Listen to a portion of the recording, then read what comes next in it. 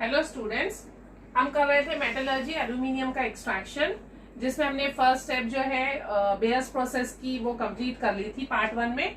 आज हम करेंगे सेकेंड स्टेज मेटलर्जी में। एल्यूमिनियम के एक्सट्रैक्शन में सेकेंड स्टेज होती है इलेक्ट्रोलिटिक रिडक्शन ऑफ एल्यूमिना।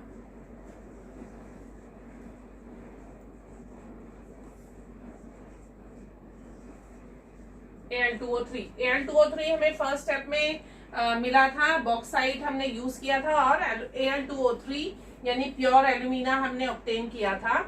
अब हम उस एल्यूमिना में से एल्यूमिनियम मेटल को एक्सट्रैक्ट करेंगे, ऑक्सीजन को सेपरेट करेंगे, इसीलिए इस प्रोसेस का नाम है रिडक्शन। और क्योंकि इलेक्ट्रोलिटिकली कैरिड आउट है, इसीलिए हम इसको इलेक्ट्रोलिटिक रिडक्शन कहते हैं। इस प्रोसेस को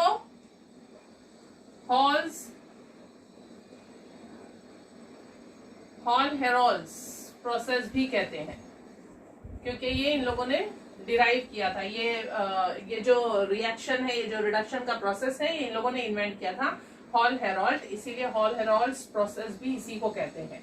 जैसे उसका नाम है फर्स्ट स्टेज का बेयर्स प्रोसेस, ये है हॉल-हेरॉल्ड्स प्रोसेस। तो स्टार्ट करते हैं। इलेक्ट्रोलिसिस में हम एक इलेक्ट्रोलिटिक सेल लेते हैं जिसमें कैथोड होती है, एनोड होती है, जो कि इलेक्ट्रोलाइट में डिप होते हैं। ये तो एक बेसिक इलेक्ट्रोलिटिक सेल के बारे में आप लोगों को नॉलेज होगी। सेम वैसे ही हम एल्यूमिना का एक्सट्रैक्शन करने के लिए भी एक स्टील का रेक्टेंगुलर टैंक लेते हैं। स्टेप वाइज देखिए कि आप डायग्राम कैसे ड्रॉ करते हैं और उसी के हिसाब से आपको प्रोसेस भी याद होता जाएगा। एक steel, it consist of, the cell consist of steel rectangular tank which has inner lining of carbon, gas carbon.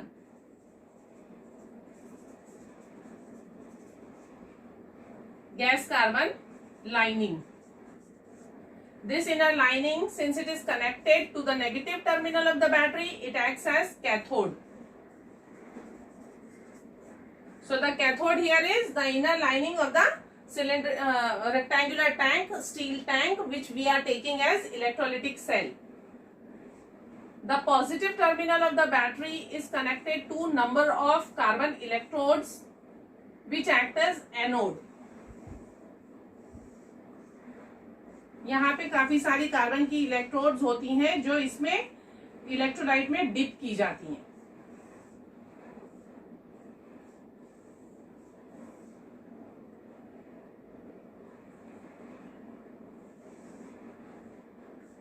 इस तरीके से आप जब रॉड्स ड्रॉ करेंगे आपको खुद याद आ जाएगा कि these are acting as anode, this lining is acting as cathode. ये जो रॉड्स हैं ये हमने डिप की है इलेक्ट्रोलाइट में। जाहिर बात है, जब हम इलेक्ट्रोलिटिक सेल यूज कर रहे हैं तो उसमें इलेक्ट्रोलाइट भी होगा। तो इलेक्ट्रोलाइट जो है यहाँ पे मिक्सचर यूज करते हैं हम। ये पूरा liquid, actually it is not liquid, it is fused mixture.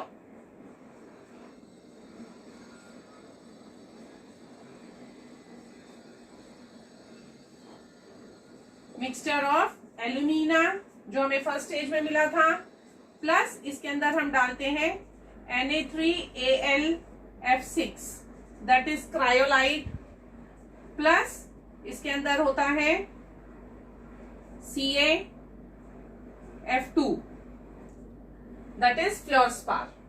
तो Al2O3, Na3Al(F6), CaF2 in the proportion of 1:3:1 by mass. यानी अगर 1 किलो हमने एल्यूमिना यूज किया है फॉर एग्जाम्पल, तो 3 kg हम सोडियम एल्यूमिनियम फ्लोराइड यूज करते हैं, क्रायोलाइट यूज करते हैं, और 1 kg जो है फ्लोरस्पार यूज करते हैं। तो ये है इलेक्ट्रोलिटिक मिक्सचर जो यहाँ पे हमने यूज किया है। इसके अंदर हमने कार्बन की रॉड्स डिप की हैं विच एक्ट एज एनोड। यहाँ पे कंट्रोल लैंप होता है।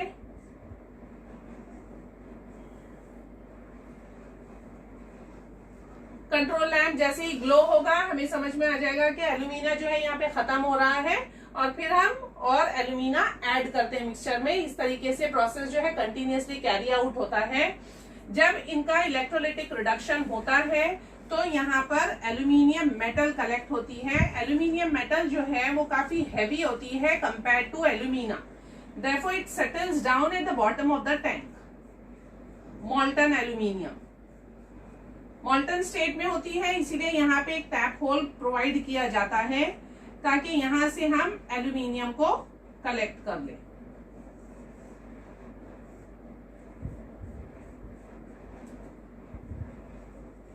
तो पीरियोडिकली हम यहां से एल्यूमिनियम को भी कलेक्ट करते जाते हैं,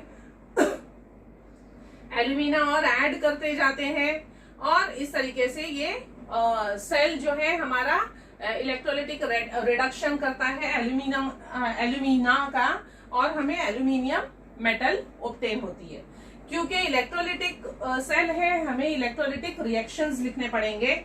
इलेक्ट्रोलिटिक रिएक्शंस के लिए ये जो मिक्सचर है हमारा, इन्हीं का आयनाइजेशन होगा इन सब सब्सटेंसेस का। तो इसमें सबसे पहले लेते हैं क्रायोलाइट। क्रायोलाइट जो है उसका फॉर्मूला है Na3Al(F6). आयनाइजेशन रिएक्शंस जो है बहुत सिंपल होते हैं, आपको सबको सेपरेट कर देना है, दैट इज आयनाइजेशन सिंपली। तो Na सेपरेट हो जाएगा, सबकी वैलेंसी आपको याद रखनी है। सोडियम 3 है यहाँ पे, इसलिए 3 सोडियम के आयंस निकलेंगे जिसकी वैलेंसी होती है 1+। एल्यूमिनियम एक ही है इसलिए 1 निकलेगा, और इसके वैलेंसी जो होती है वो होती है 3+। फिर फ्लोराइड, क्योंकि 6 है इसलिए 6 फ्लोराइड आयंस निकलेंगे और इसकी वैलेंसी होती है 1-। तो ये हो गया हमारा क्रायोलाइट का आयनाइजेशन।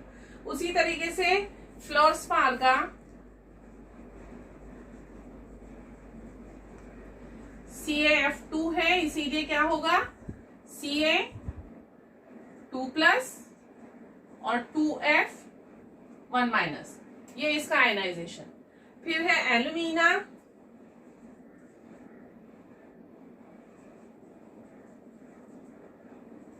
Al2O3 है, तो 2Al3+ और 3O2-, ऑक्साइड की वैलेंसी 2-। तो इस तरीके से ये आयनाइजेशन रिएक्शंस हो गए।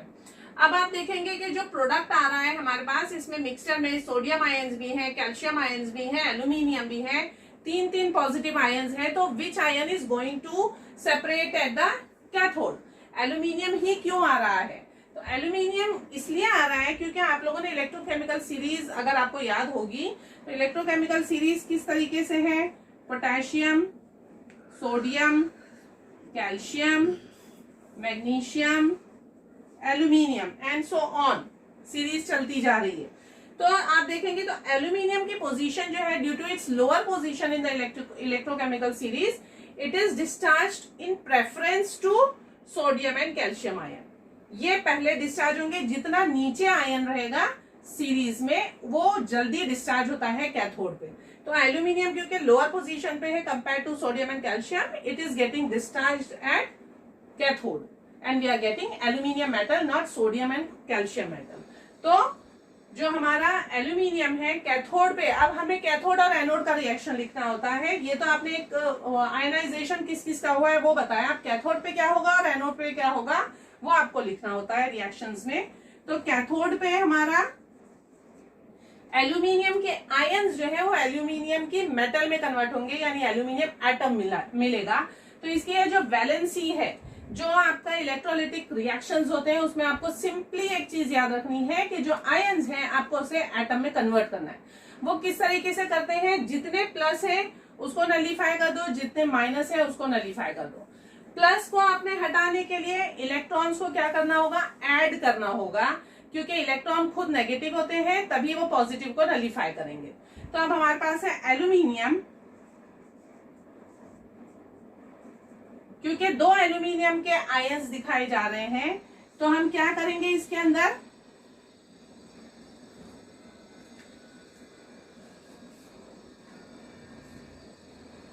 टू 3 6 इलेक्ट्रॉन्स ऐड होंगे, तो जाके ये +6 चार्ज जो है -6 चार्ज जो इलेक्ट्रॉन का हमने ऐड किया है उससे 0 बन जाएगा और हमें 2 एल्यूमिनियम के एटम्स मिल जाएंगे। तो this is the metal which is getting deposited on cathode. उसके बाद उसी तरीके से एनोड पे क्या होगा, फ्लोराइड या ऑक्साइड, तो ऑक्साइड की पोजीशन लोअर होती है, इसीलिए ऑक्साइड विल गेट डिपॉजिटेड, यानी oxygen will get deposited at anode, not fluorine. तो एनोड का रिएक्शन क्या होगा, उसी तरीके से 3O2 माइनस। अब इसका क्योंकि नेगेटिव चार्ज है, ये क्या करेगा, इलेक्ट्रॉन को लूज करेगा ताकि ये आयन जो है वो एटम में कन्वर्ट हो। तो इलेक्ट्रॉन इसमें से कितने निकलेंगे, सेम इसी तरह 3 2 6 हो जाएंगे, तो -6E minus will give you 3 nascent oxygen.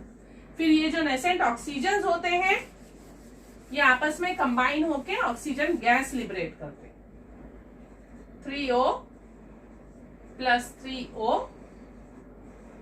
will give you 3O2.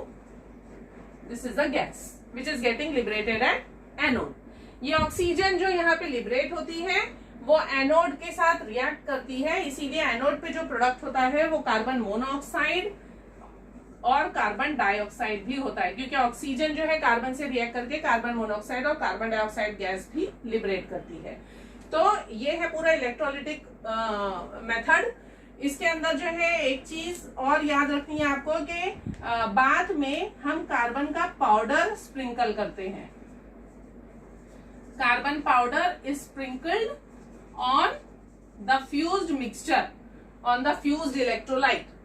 सारे गिव रीजन जो है हम नेक्स्ट पार्ट में कवर करेंगे। यहाँ पे हमने इलेक्ट्रोलाइटिक रिडक्शन ऑफ एल्यूमिना किस तरीके से कैरी आउट किया जाता है सिर्फ वो पढ़ा है, और थोड़े बहुत गिव रीजन भी मैंने एक्सप्लेन कर दिए, लेकिन बाकी सारे जो क्वेश्चन आंसर्स हैं वो हम नेक्स्ट वीडियो में कवर करेंगे इंशाल्लाह। आई होप आप लोगों को ये सब कुछ समझ में आ गया होगा। कोई भी डिफिकल्टी हो तो आप मुझे कमेंट सेक्शन में पूछ सकते हैं। थैंक